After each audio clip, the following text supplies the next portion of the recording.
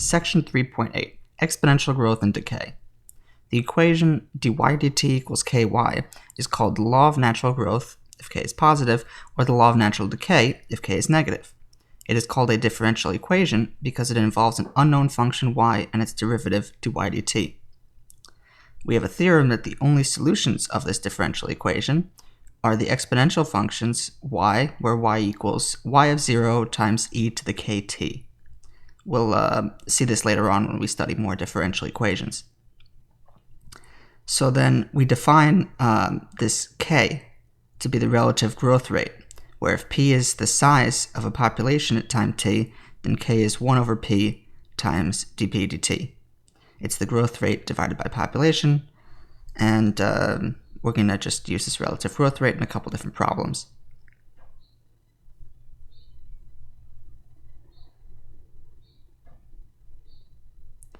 Let's use the fact that the world population was 2560 million in 1950 and 3040 million in 1960 to model the population of the world in the second half of the 20th century, assuming that the growth rate is proportional to the population size.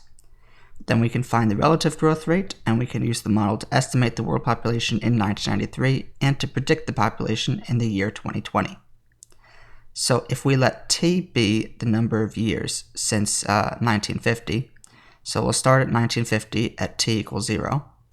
Then we can say that p of t is equal to p of 0 times e to the kt. Right? That's just this equation right over here.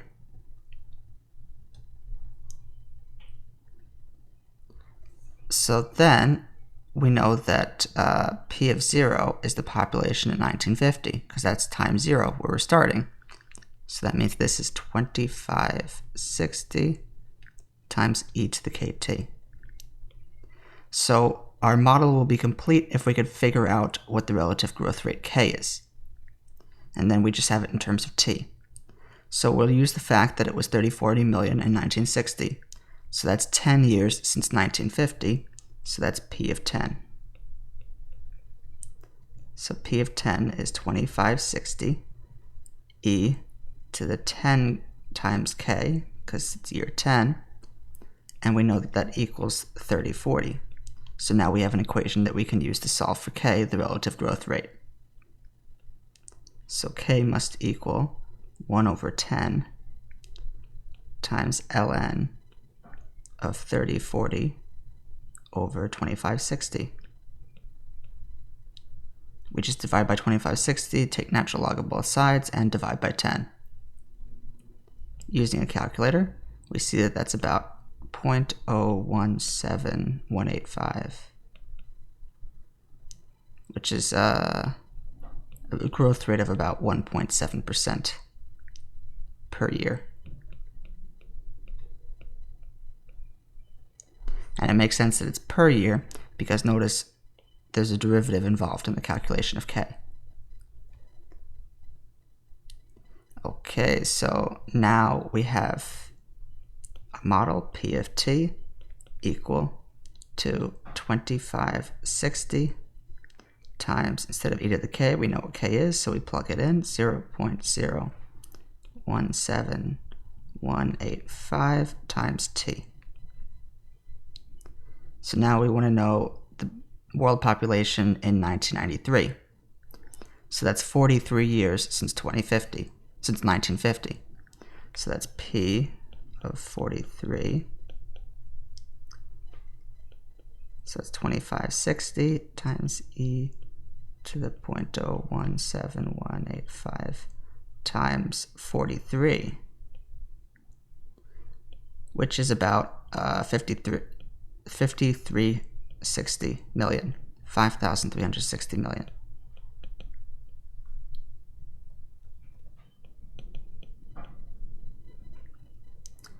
Okay, so then this book was written before 2020, so that's why it says to predict the population in the year 2020. So we'll do p of 70 equals 2560 times e to the 0.017185 times 70. because 70 is how many years since 1950 2020 is. And we should see that the population is about 8524 million. Or 8.5 billion. So notice that the second one is an example of extrapolation, whereas the first is an example of interpolation. We would expect that the interpolated estimate to be a little bit more accurate, probably, if this is a good model, than the extrapolated estimate, because this one is predicting within our data values, whereas this one is extrapolating a new value beyond the years that our model models, at least according to this book, because according to this book, the data was all from before 2020.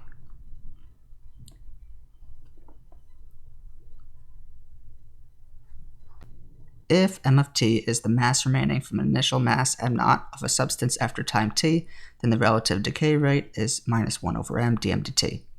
It follows that the mass decays exponentially according to the equation m of t equals m0 times e to the kt, where the rate of decay is expressed in terms of half-life, the time required for half of any given quantity to decay. So if we know that the half-life of radium-226 is 1590 years, and we know that a sample of radium-226 has a mass of 100 milligrams, we can find a formula for the mass of the sample that remains after t years by taking advantage of our knowledge of the half-life. So we know that m of t is equal to m of 0, the initial mass, times e to the kt. Initial mass was 100, so it's 100 e to the kt. As before, we need to figure out what k is. Let's use the fact that after 1590 years, so m of 1590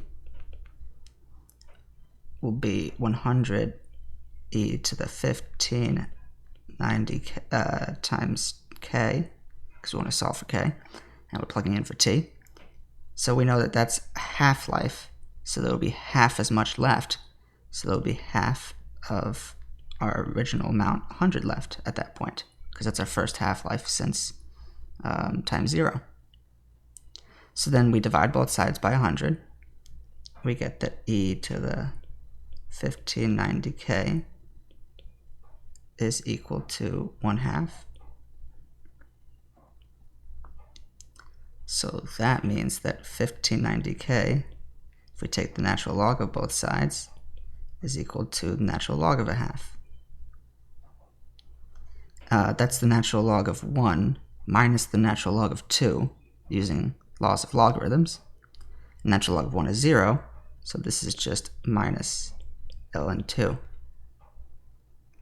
So we can now solve for k. We get that k is equal to minus ln 2 over 1590, which is divided by 1590. So now we have a formula for m of t. We keep our 100 e to the kt, but we replace k with minus ln 2 and then times t over 1590. If you want, you can rewrite that as 100 times 2 to the minus t over 1590, because notice that e to the ln cancels and just leaves you with the 2. However, it will often be easier to use the form with e and ln in it, as we're going to see.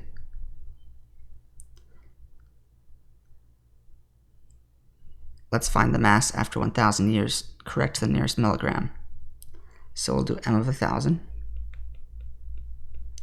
If we want to plug in our calculator, we have an ln button, so we probably want to keep it with e to the minus ln 2, and this time times 1,000, because 1,000 years, and over 1590. Notice that 1,000 years is not quite a half-life, so we should expect our answer to have a little more than half left, because it hasn't actually hit 1590 yet. And it does. When we use a calculator, we see this is about 65 milligrams. Okay, when will the mass be reduced to 30 milligrams? Well, that means that we want our formula 100 e to the minus ln2 times t over 1590 to equal 30. So we divide by 100.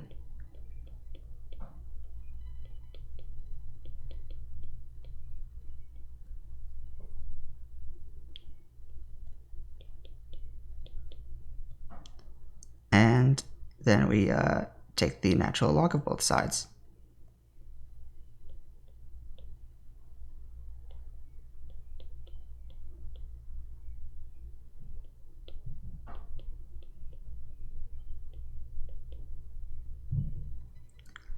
Okay, so then we can just solve for t. We get that t is minus 1590 times ln of 0.3 over ln2, which is about 2762 years.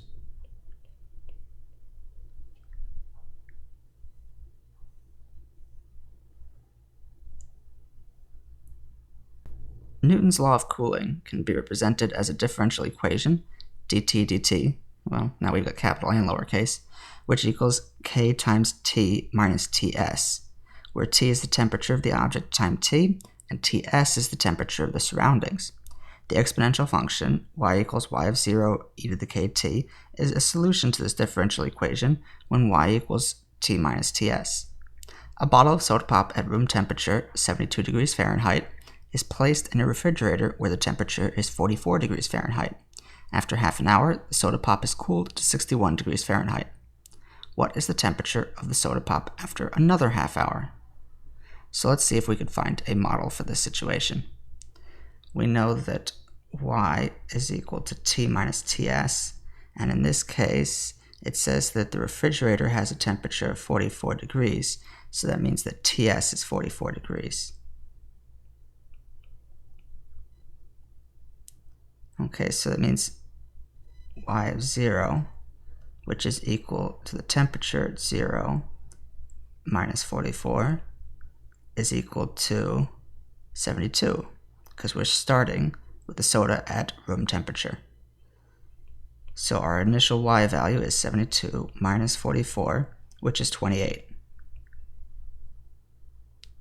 Now that we know what y of 0 is, we can use this equation to model the situation. So we start with y of t equal to y of 0 e to the kt, which is 28 e to the kt. And now we've gotten to the point where it's like our previous problems, we have to solve for k. So we use the fact that after half an hour, the soda pop is cooled to 61 degrees Fahrenheit. So let's see if we can figure out what y of 30 is, because that's 30 minutes for half an hour.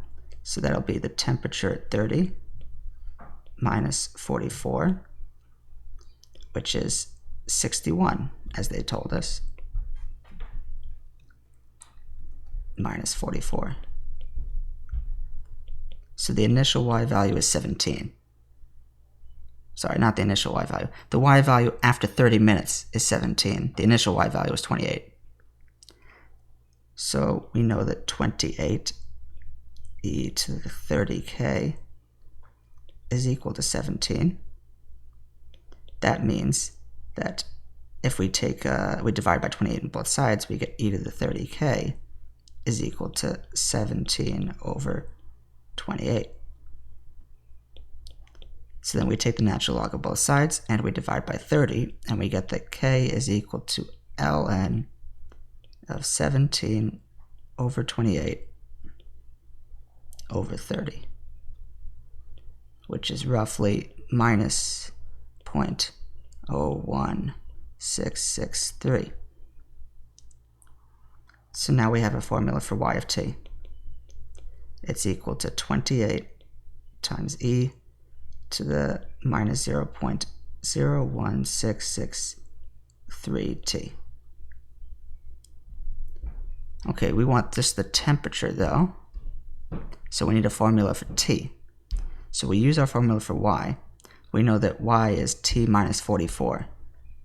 So all we have to do is add 44 to y, and now we have the formula for t.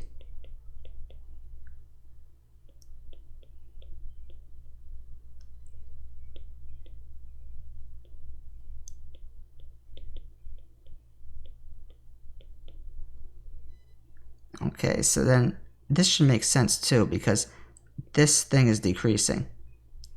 And if you remember what exponential functions look like, this thing's going to 0 in its way that it's decreasing. So if you were to look at the limit of this as t goes to infinity, this would become 0. You would be left with 44, which makes sense because if you leave the soda long enough in the refrigerator, you would expect the soda to attain the temperature of the surrounding, which is the refrigerator. So you'd expect the temperature of the soda would eventually become 44.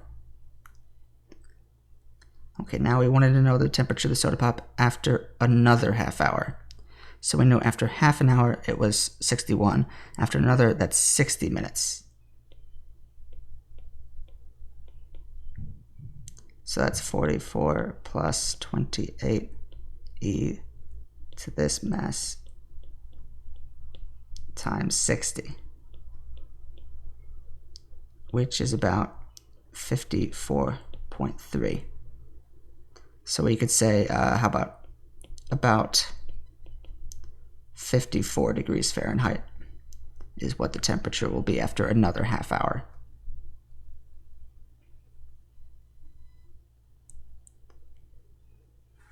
Okay, how long does it take for the soda pop to cool to 50 degrees Fahrenheit? Again, we take our model, we just set it equal to 50.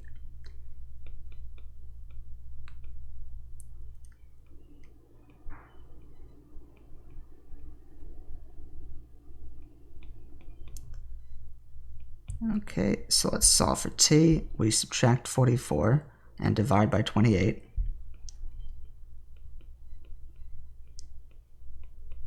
And we see that that equals 6 over 28. So that means we take the natural log. We get that t is equal to ln of 6 over 28. And then we have to divide by that minus 0.01663. So it's about 92.6. Remember, that's minutes. So we can say that this happens in about 1 hour 33 minutes.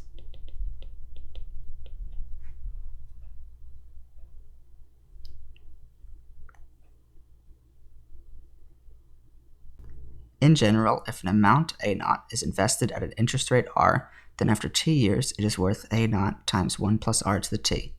Usually, however, interest is compounded more frequently, say n times a year.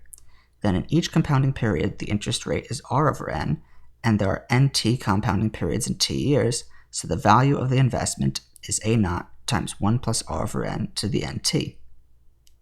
Therefore, taking limits gives us the amount after t years as A of t equals A0 e to the RT, because remember, this mess over here was the second definition for e that we came up with, where it's, when you take a limit as n goes to infinity.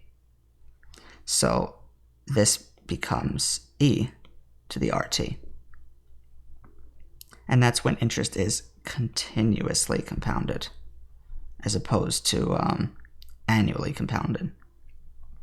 Let's determine the value of an investment of $1,000 after 3 years of continuously compounding 6% interest, and then compare it to the value of the same investment compounded annually instead. By the way, notice that if I were to take the derivative over here, dA dt, that equals R times A0 e to the RT. But A0 e to the RT is equal to AT. So this equals R times A of t, which means that this thing grows, the growth rate is something times itself. So the growth rate, when you continuously compound, is proportional to itself. The rate is proportional to the size of the investment that you invested, which is a characteristic of E. Let's return and take A of 3. So that'll be the value of the investment of $1,000 after 3 years. So times E to the 0.06. Let's fix that. Because that's our rate, 6%, and then 3 years times 3. So that ends up becoming $1197.22. So that's when we continuously compound.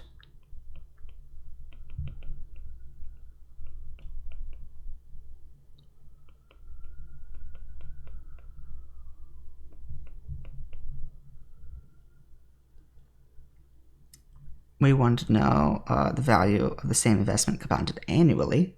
If we were to compound annually, that's when we take this over here. So A naught is 1,000. Then 1 plus R to the T, so it's 1 plus 0.06 for 6%. And then T is 3. So we have $1191.02. And that's annually compounded. So it looks like you do earn a couple dollars more by continuously compounding, but notice $1,000 is, in the grand scheme of things, kind of a small investment. If you were investing a larger sum of money over a longer period of time, then the difference between continuously compounding and annually compounding would make a very big difference, even at the same exact interest rate.